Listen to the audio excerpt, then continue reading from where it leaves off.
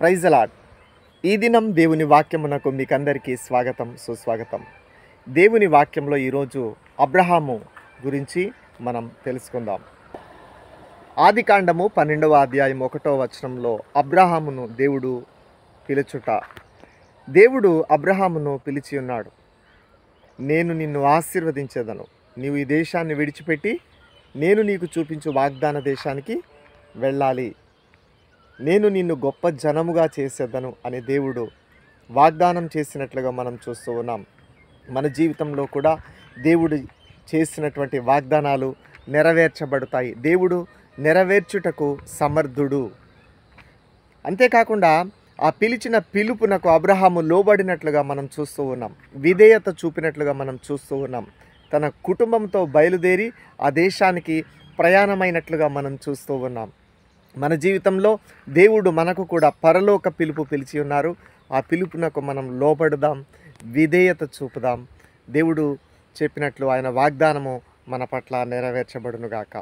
రెండవ విషయాన్ని గనక మనం జాగ్రత్తగా చూసినట్లయితే ఆదికాండము 13వ అధ్యాయం 4వ వచనంలో అబ్రహాము బలిపీఠాన్ని కట్టే అనుభవంలో ఉన్నాడు, అనగా ఆరాధన చేసే అనుభవంలో ఉన్నాడు. ఎవరైతే దేవుని స్తుతిస్తారో, ఎవరైతే హృదయం అనే బలిపీఠాన్ని కట్టుకొని ఎప్పుడు స్తుతులు చేస్తూ దేవునిని స్తుతిస్తూ ఉంటారో వారి ద్వారా దేవుడు మహిమ పొందుతున్నట్లుగా మనం చూస్తూ ఉన్నాం. ఈ ఆదికాండము 13వ అధ్యాయం 4వ వచనంలో అబ్రహాము బలిపీఠాన్ని కట్టడం మాత్రమే కాదు కానీ బలిపీఠాన్ని కట్టి అక్కడ ప్రార్థన చేసినట్లుగా మనం చూస్తూ ఉన్నాం.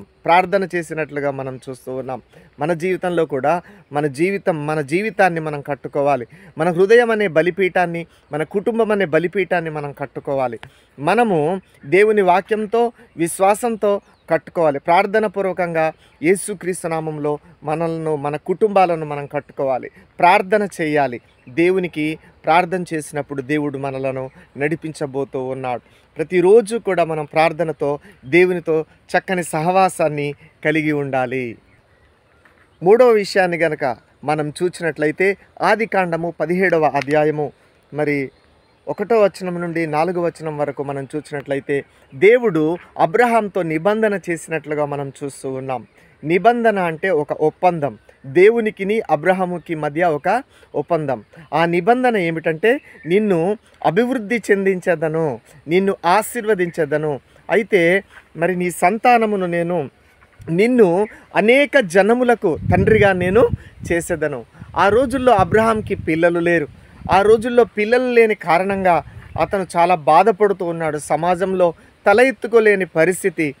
ఏది అయితే తన జీవితంలో బలహీనత ఉందో దానిని అర్హతగా తీసుకొని ఆ బలహీనతనే దేవుడు చూడండి, అనేక జనములకు తండ్రి, ఒక్క కొడుకు కాదు, ఒక్క కూతురు కాదు, అనేక జనములకు తండ్రి అవుతావని ఒక గొప్ప సంతోషకరమైన వార్త, ఒక సంతోషకరమైన విషయం, ఒక అద్భుతాన్ని చేయబోతున్నానని దేవుడు నిబంధన చేసినట్లుగా మనం చూస్తూ ఉన్నాం.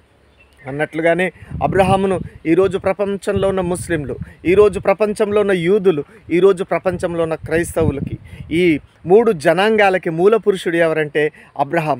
మన ప్రభు అయిన రక్షకుడైనటువంటి యేసుక్రీస్తు ఈ అబ్రహాము వంశావళిలో నిరంతరము సింహాసనంలో కూర్చునే రాజు నీకు ఉండకమానడు, ఆ కుమారుడు నీకు ఉండకమానడు, నీయందు అన్యజనులందరూ ఆశీర్వదింపబడదు అని దేవుని వాక్యంలో ఉంది.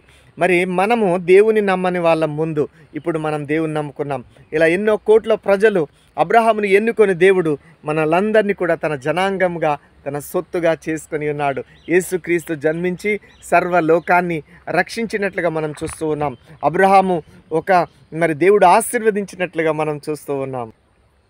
గలతీయులకు రాసినటువంటి పత్రిక 3వ అధ్యాయం 16వ వచనంలో మనం చూసినట్లయితే ఆ సంతానము యేసుక్రీస్తు, నీకు కుమారుడు అనుగ్రహిస్తాను, నీ కుమారుడు మరి ఆకాశ నక్షత్రాల వలె నీ సంతానం ఉంటారని దేవుడు చెప్పాడు. అబ్రహాం వంశావళిలో యేసుక్రీస్తు జన్మించినట్లుగా గలతీయులకు రాసినటువంటి పత్రిక 3వ అధ్యాయం 29వ వచనంలో ఉంది. మత్తయి సువార్త 1వ అధ్యాయం 1వ వచనంలో కూడా అబ్రహాము కుమారుడైన యేసుక్రీస్తు వంశావళి. భూలోకంలో యేసు ప్రభు జన్మించడానికి అబ్రహామును ఎన్నుకున్నట్లుగా, దేవుడే ఎన్నుకున్నట్లుగా మనం చూస్తూ ఉన్నాం. ఆ కుటుంబము ప్రత్యేకింపబడిన కుటుంబము, ప్రతిష్ఠింపబడిన కుటుంబము. దేవుని కొరకు నిన్ను కూడా దేవుడు ఎన్నుకున్నాడు. నిన్ను కూడా కల్వరి సిలువలో దేవుడు ప్రతిష్ఠించుకున్నాడు. నీ కొరకు కూడా దేవుడు బలి అయి నిన్ను దేవుడు కోరుకున్నాడు. నిన్ను దేవుడు ఎన్నిక చేసుకున్నాడు. దేవుని ఎంపికలో నువ్వు ఉన్నావు. రక్షణ ప్రణాళికలో దేవునితో పాటు నిత్య రాజ్యంలో ఉండడానికి అబ్రహామును ఎన్నుకున్నట్టుగా, ఆయన వారసత్వంలో దేవుడు నిన్ను ఎన్నుకున్నట్లుగా మనం చూస్తూ ఉన్నాం. ఇప్పుడు మనము విశ్వాసం కలిగి జీవించినట్లయితే, యేసుక్రీస్తు నామములో దేవునిని విశ్వసించి ఆయన చెప్పినట్లు, ఆయన ఆజ్ఞల ప్రకారం మనం జీవించినట్లయితే మనము అబ్రహాము వారసులముగా, ఆయన సంతానంగా ఉంటామని కూడా దేవుని వాక్యంలో రాయబడి ఉంది. గలతీయులకు రాసినటువంటి పత్రిక 3వ అధ్యాయం 29వ వచనంలో ఆయన విశ్వాసం మరి ఎవరైతే అంగీకరించారో, ఆ దేవుణ్ణి ఎవరైతే అంగీకరించారో వారు కూడా అబ్రహాం సంతానమని దేవుని వాక్యంలో రాయబడి ఉంది. కాబట్టి ఆత్మ సంబంధమైన అబ్రహాము సంతానముగా మనమున్నాం. దేవుని స్వభావము, దేవుని పోలికలు మనం రక్షణ పొందుకున్నాం. మనం పరిశుద్ధ జనముగా మార్చబడ్డాం. అబ్రహాము రక్షింపబడినట్లు మనం కూడా లోకం నుండి వేరు చేయబడ్డాం. అబ్రహాము కల్దీల దేశం నుండి విడిచిపెట్టి కనాను దేశానికి వెళ్ళినట్లుగా మనం అనే లోకానుసారమైన జీవితం నుండి ఆత్మ సంబంధమైన దేవుని రాజ్యంలోనికి మనం వచ్చి ఉన్నాం. చివరిగా మనం చూసినట్లయితే లూకాసు వార్త 16వ అధ్యాయము 22వ వచనంలో అబ్రహాం ఎక్కడ ఉన్నాడంటే చూడండి, అబ్రహాము అనే రొమ్ము అనేది ఉందంట. అబ్రహాము రొమ్ము దేవుని రాజ్యంలో మరి ఒక పరదేశి అనేటువంటి ప్రదేశం ఉంది. అక్కడ మృతులైన వారు పరలోకానికి వెళ్ళే ముందు మరి చూడండి, రైల్వే స్టేషన్లో రైలు ఎక్కే ముందు ఒక వెయిటింగ్ హాల్ ఉంటుంది కదా, అలాంటి వెయిటింగ్ హాల్ ఆ అబ్రహాము రొమ్ము అనేది కూడా ఉంది. అబ్రహాము మరి ఇప్పుడు ఎక్కడ ఉన్నాడంటే దేవుని రాజ్యంలో. మనమందరం దేవుని రాజ్యానికి వెళ్ళాలి. ఈ లోకం మనకు శాశ్వతం కాదు. ఇంకా అబ్రహాముని గురించి మనం చూడాలంటే దేవుని వాక్యంలో అబ్రహాము విధేయత కలిగిన వ్యక్తి. అబ్రహాము దేవునికి ఆతిథ్యం చేసిన వ్యక్తి. మనం కూడా ఇతరులకు ఆతిథ్యం చేసేవారిగా ఉండాలి. అబ్రహాము ప్రార్థన చేసే వ్యక్తి. శ్రమలు, కరువులు, కష్టసుఖాలను అనుభవించిన వ్యక్తి. మన జీవితాల్లో కూడా కష్టసుఖాలు ఉంటాయి. అన్నిటిని మనం భరించాలి. అన్నిటిని దేవుడు ప్రతి కరువును కూడా దేవుడు అబ్రహాం జీవితంలో తొలగించి ఆశీర్వదించినట్లుగా మనం చూస్తున్నాం. అబ్రహాం అనగానే ఆశీర్వాదాలు పొందుకున్నవాడు.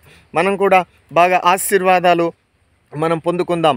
అబ్రహాము మరికి దేవుడు షాలేము రాజు రొట్టె ద్రాక్షరసమునిచ్చినట్లుగా మనం చూస్తూ ఉన్నాం. మనం కూడా ప్రభువు బల్లలో మనం పాల్గొనాలి. అబ్రహాము 10వ వంతు దేవుడికి ఇచ్చినట్లుగా మనం చూస్తూ ఉన్నాం. మనం కూడా మన జీవితాన్ని, మనం కలిగి ఉన్న వాటిని, భూములను, ఐశ్వర్యమును, దశమ భాగములను, అర్పణలను దేవునికి ఇచ్చాం ఇంతవరకు. భవిష్యత్తులో కూడా దేవునికి మనం ఇద్దాం. దేవునికి ఇచ్చేవారంగా ఉందాం. దేవుని సేవకి ఇచ్చేవారంగా ఉందాం. అంతేకాకుండా అబ్రహాము మరి ఎదురు చూచే అనుభవం కలిగిన వాడు. పరలోక పునాదులు గల పట్టణం కొరకు ఆయన ఎదురు చూస్తున్నట్లుగా మనం చూస్తున్నాం. అంతేకాకుండా అబ్రహాము ఒక ప్రవక్త అని దేవుని వాక్యంలో రాయబడి ఉంది. అబ్రహాము ఒక మహారాజు అయి ఉన్నాడని దేవుని వాక్యంలో రాయబడి ఉంది. అబ్రహాము ప్రపంచంలో ఉన్న విశ్వాసులకు తండ్రి అని దేవుని వాక్యంలో రాయబడి ఉంది. మనం కూడా ఒక తండ్రిగా ఉన్నాం. మన కుటుంబానికి ఒక తండ్రిగా ఉన్నాం. మన బాధ్యతలు నిర్వర్తించడానికి దేవుడు జ్ఞానము, శక్తిని, బలమును దేవుడు మనకు అనుగ్రహించునుగాక. దేవుని ప్రవచన వాక్యమును మనం గైకొందుముగాక.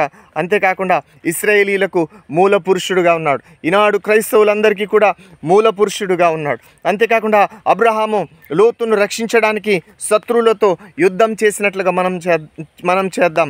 అబ్రహాము శత్రువులతో యుద్ధం చేశాడు, జయించాడు.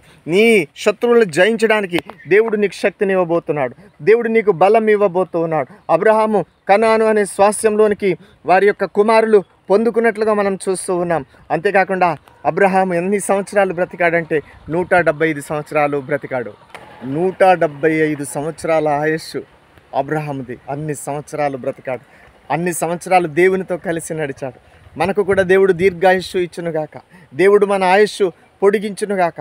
అనారోగ్యం పరిస్థితులన్నీ మరి తారుమారవుతున్నాయేమో అన్నీ అనుగ్రహించి చక్కని ఆయస్సు మరి మరి మంచి వృద్ధాప్యమందు పాతి పెట్టబడినట్లుగా మనం చూస్తున్నాం. వృద్ధాప్యము వరకు మనము కూడా బ్రతుకుదుముగాక. మధ్యలో రాలిపోయిన పండు వలె కాకుండా, మధ్యలో రాలిపోయిన చెట్టు వలె కాకుండా, మధ్యలో రాలిపోయిన పిందె వలె కాకుండా పండు వృద్ధాప్యం వరకు మనము బ్రతుకుదుముగాక. ఆత్మీయంగా, సంతోషంగా, సమాధానకరంగా బ్రతుకుదుముగాక. దేవుడి వాక్యము దీవించునుగాక. Praise lord. మీ అందరికీ వందనాలు. ఈ యూట్యూబ్ ఛానల్ని మీరందరూ సబ్స్క్రైబ్ చేయండి, లైక్ చేయండి, షేర్ చేయండి. మా కొరకు మీరు ప్రార్థన చేయండి. దేవుడి వాక్యం దీవించునుగాక. ఆమేన్.